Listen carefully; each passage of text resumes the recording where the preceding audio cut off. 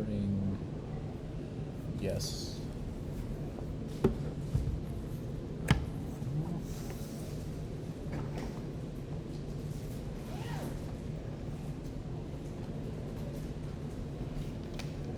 If there's still candy left, you can just keep passing it around. Yeah. Probably. I mean, it's 12:40 now, so I don't mind if you just take more. I don't want any left, so no. Please take as much as you can.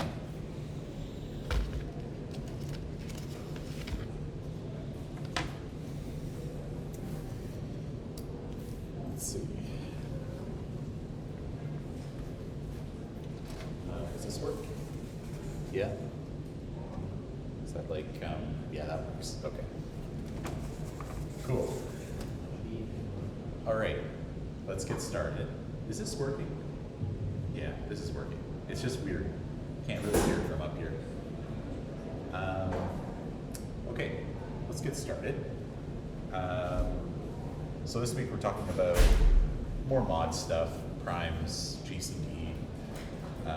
We're really getting into number theory now, which is its own sort of branch of discrete math.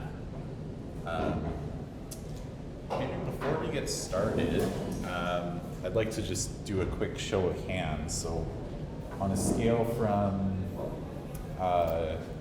1 to 5, where 5 is like you bombed the midterm, sorry, 1 is like you bombed the midterm, 5 is like the midterm was like the easiest thing ever. Where roughly are we? Are we at like who's at like a 1? Is that like a 2? 3? 4? 5? Okay. It's not bad. So we'll see. Hopefully next week, I'm thinking get it back to you. Let's talk about primes and GCD. So a prime number, I mean, it's pretty straightforward. We say that P is prime if and only if P is divisible by 1 and P. I guess like only should be added there. So it only has 2 divisors, one in itself, right? There's a theorem called the fundamental theorem of arithmetic. And that theorem says that any number n can be broken down as a product of prime numbers.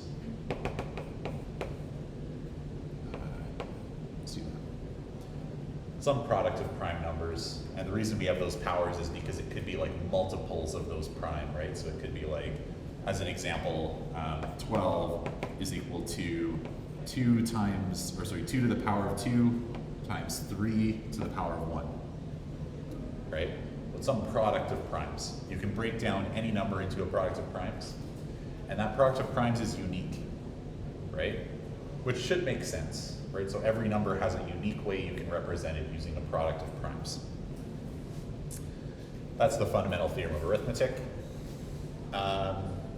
GCD, so GCD is greatest common divisor, so it takes 2 numbers, it's an operation, takes in 2 numbers, and spits out, obviously, like the greatest common divisor, so the largest number that divides both of those 2 numbers.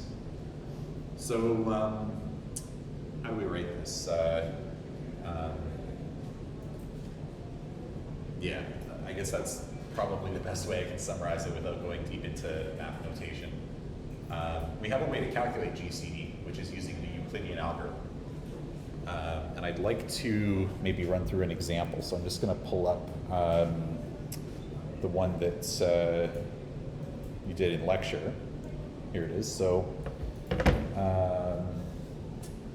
the example in lecture was to find the GCD of, I've forgotten it already, 12036, 12036, and 1020.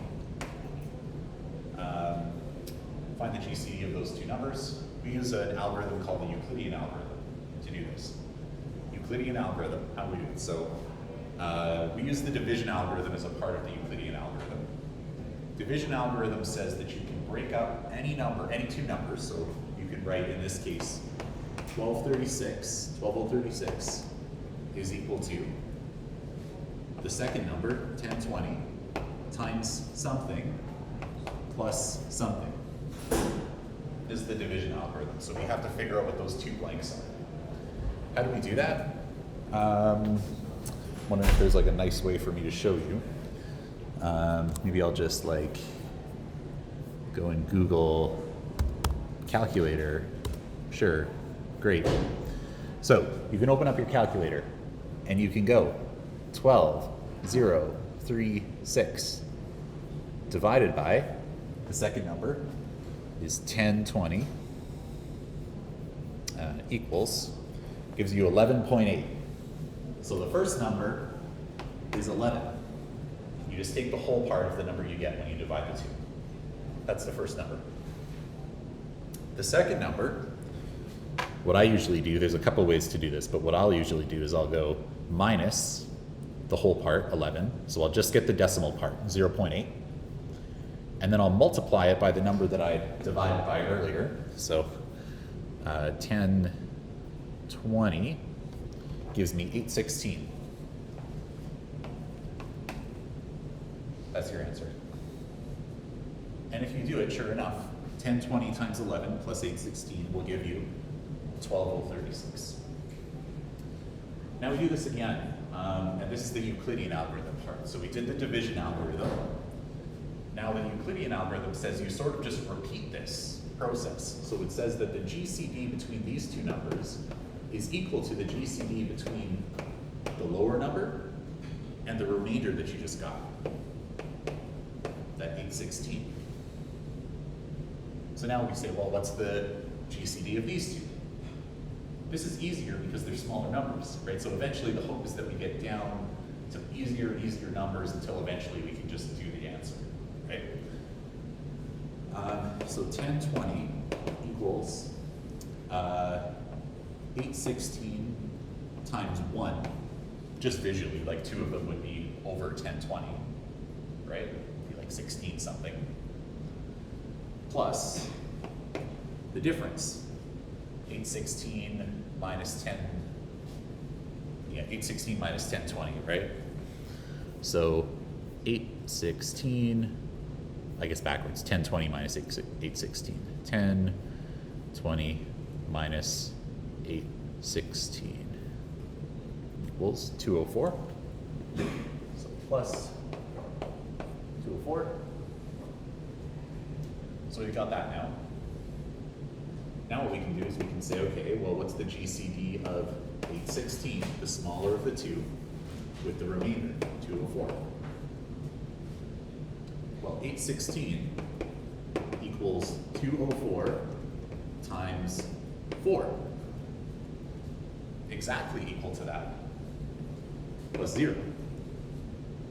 If you do it, if you were to sort of, if you didn't notice that, you can just do 816 divided by 204, and using the sort of trick that I was doing with the decimal, all you have is a whole part. You don't have a decimal part. So it's plus 0. Whenever you get to this point in the Euclidean algorithm, that's when you stop. The answer is the smallest of the two numbers you have left.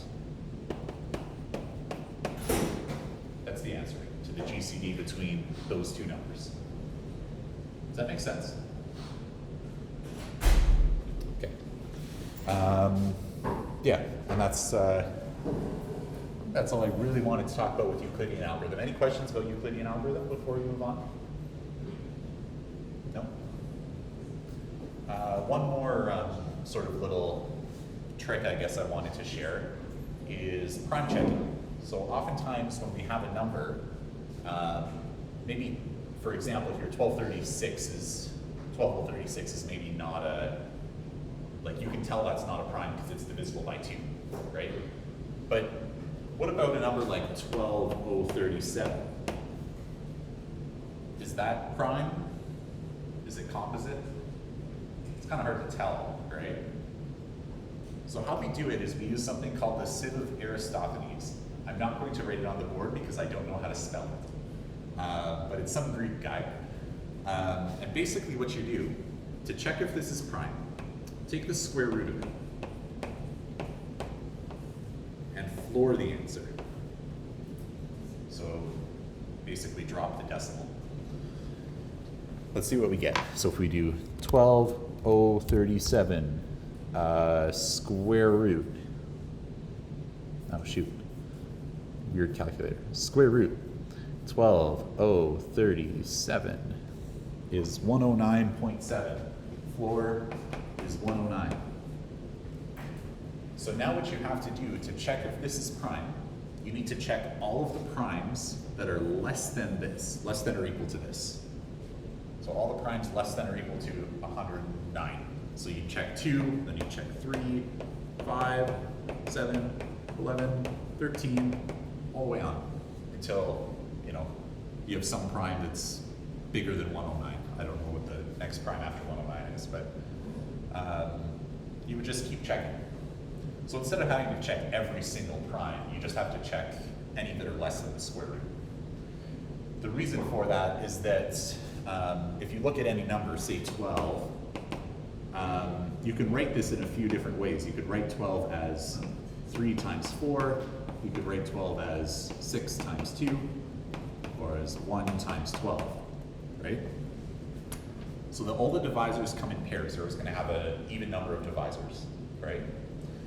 And if we do this trick with 12, so if we take the square root, clear, square root 12, you get 3.46, so floor is 3. You'll notice that if we just take 3.46, each of these products, one's greater than 3.46 and one's less than 3.46, right? So that's why we do that. You only have to check less than because you're always going to find any of the multiples that there might be, right? Yep. Were we checking the primes? So we're just checking to see if the number is prime. So we check all the primes that are less than the square root, right? What do you mean like we check? We check divisibility. Sorry? We check divisibility, so we try and divide it and see if it's a whole number, right? Because if it is divisible by say this number was divisible by 13, I don't know if it is or not, well then it wouldn't be prime, right? But if you could get through all of the primes that are less than the square root, then, and none of them divide the number, then that number is prime. This is the easiest way we have to check primes, which is why it's really hard to check primes, because the bigger you get, like if you're looking at numbers that are in the millions, that's a lot of primes to check, right? I think last week they just found another prime that was I think they said 10 million digits or something crazy like that. Not 10 million, not on the order of 10 million, 10 million digits. That's giant, right? Checking all those primes would be so hard, right? And it is so hard. And they have computers running 24/7 to try and check this, right? This is the best way we really know. There's some patterns, but for the most part, not really. Is it the same algorithm used for those as well, or is it a different algorithm? Sorry, say that again? So for kind of checking primes, Yeah. do they use that algorithm as well? Or? For the most part. There's a couple, if they wanted to just check all primes and get a comprehensive list of all the primes, yes, they would have to do this. So they're using cryptography, right? Yep. Exactly, yeah. So all of encryption is based on having secure primes. At least most encryption algorithms are based on RSA, which you can look up if you want, but it involves having 2 really big prime numbers that are hard to figure out, and hard to figure out that they are prime. So yeah, it is, that is where it's used, right? So the fact that primes are really hard to determine is why they're used in encryption. I do want to go over one last thing, just out of interest. There's a conjecture called the twin prime conjecture. Twin prime conjecture. So the idea is well, there's these things called twin primes. So two primes are called twin, or twins, if they're separated by only one thing, right? So like 3 and 5 are twin primes. 5 and 7 are twin primes, because they're like sort of two apart. It's another example. 29 and 31 are twin primes, right? Because they're separated by like a distance of 2. Twin prime conjecture is not proven, right? So this is something we just guess is true. But it's that there's infinitely many of these pairs, infinitely many that are only separated by like one thing in the middle. It's not proven. If you can prove it, you'll make a lot of money. So, you know, give it a try if you want. What else is going to say about that? It's interesting because the distribution of twin primes decreases over time. So there's less and less and less twin primes. So people are wondering, does it ever stop? Is there like a last twin prime? Right? We don't know. Not that we've seen, but maybe. So that's it. I'm going to stop the recording here. Let's see.